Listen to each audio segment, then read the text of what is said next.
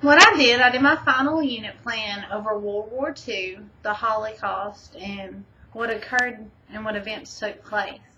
I made a graphic organizer to show my students about the neutral powers, the Axis powers, and the Allied powers, and so they could see who the major players were during World War II. I did my unit plan focused for a social studies classroom for grade 8, so that's what my takes cover.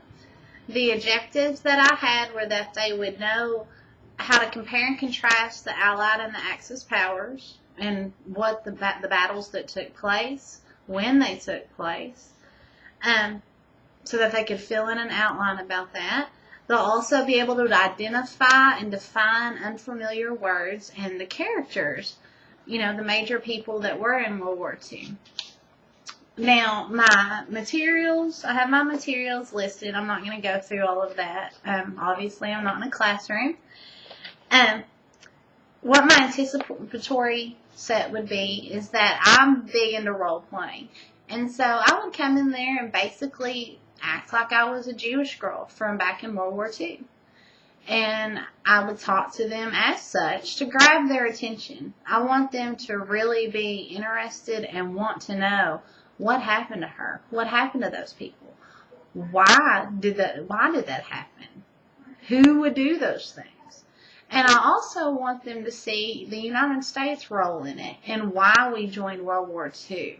And what happened after the bombing of Pearl Harbor. A lot of people know that, yes, Pearl Harbor was bombed, and then we went and bombed Hiroshima.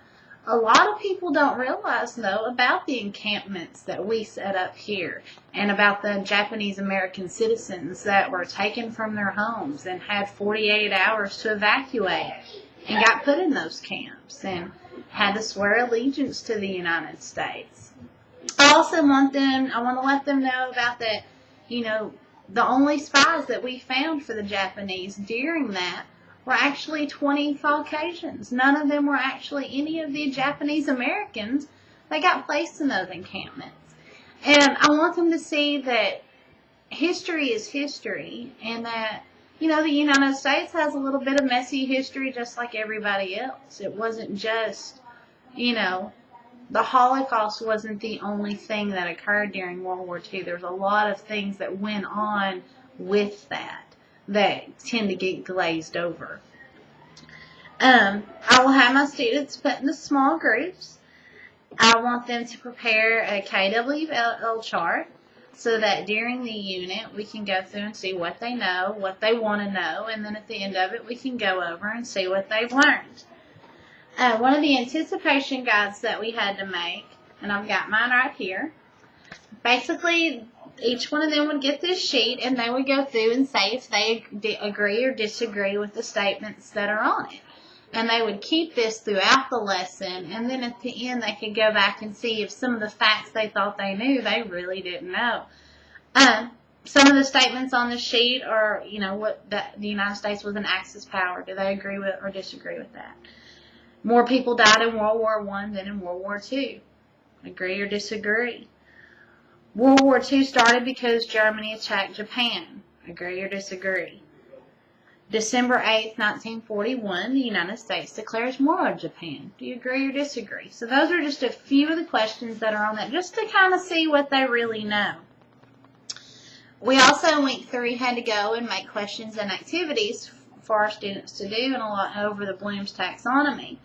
And I have mine here. And I'm really sorry I'm not going through my whole lesson, but you can see I'm in my kitchen, so I really don't have a lot of the supplies and students to do that with. Some of the questions that I had were, what happened after Japan attacked Pearl Harbor? Who was the major German figure in World War II? What questions would you ask Anne Frank if you could interview her? To compare and contrast the Axis and Allied powers. And those are just a couple. And then for my activities, I wanted them to make a list naming 3 Allied powers and 3 Axis powers. Write a summary about Japan's attack on the United States and what were the effects to both countries. Because yes, the United States was affected, but I want them to look at what happened when we bombed Hiroshima, how it affected those people.